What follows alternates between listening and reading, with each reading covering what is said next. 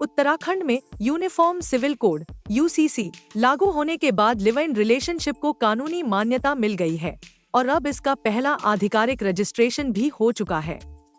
लेकिन ये जितना आसान दिखता है उतना है नहीं। पहले रजिस्ट्रेशन में एक हिंदू कपल ने आवेदन किया था, जिसे मंजूरी मिल गई। इस बीच 2 और एप्लीकेशन की जांच चल रही है। हालांकि रजिस्ट्रेशन के प्रोसेस को लेकर कई तरह की उलझनें और बहसें भी शुरू हो गई हैं।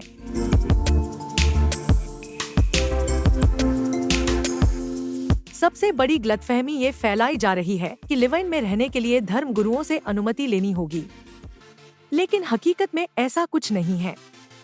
यूसीसी के नियमों में ऐसा कोई प्रावधान नहीं है। हाँ, ये नियम उन खास समुदायों के लिए है जहाँ कजन मैरिज यानी कि रिश्तेदारों के बीच शादी की प्रथा होती है। धर्मगुरु सिर्फ ये बताएंगे कि उनके समुदाय में ये मान्य है या नहीं।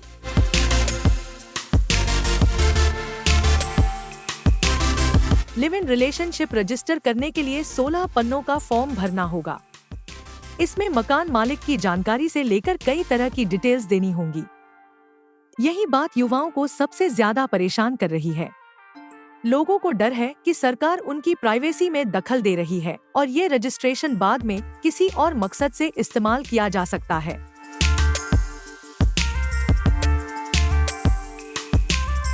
यूसीसी लागू होने के बाद लिव इन रिलेशनशिप सबसे बड़ा मुद्दा बन गया है।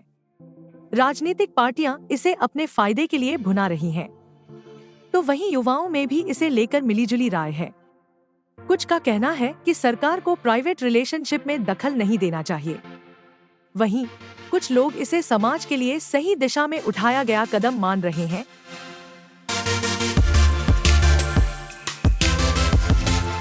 सरकार का तर्क है कि लिव इन रिलेशनशिप रजिस्टर होने से महिलाओं और बच्चों के अधिकार सुरक्षित रहेंगे।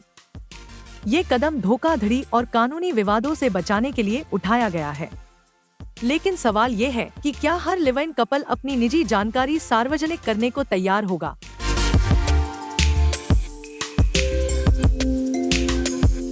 उत्तराखंड में शुरू हुआ ये सिस्टम पूरे देश में बहस का मुद्दा बन चुका है। कई लोग मानते हैं कि अगर ये सफल रहा तो दूसरे राज्य भी इसे लागू कर सकते हैं। लेकिन जब तक 16 पन्नों वाला फॉर्म और प्राइवेसी को लेकर सवाल हल नहीं होते, तब तक ये बहस जारी रहेगी। आपका क्या मानना है? क्या लिव इन रजिस्ट्रेशन जरूरी है या प्राइवेसी में दखल? कमेंट में बताइए और देखते रहिए लोकल 18।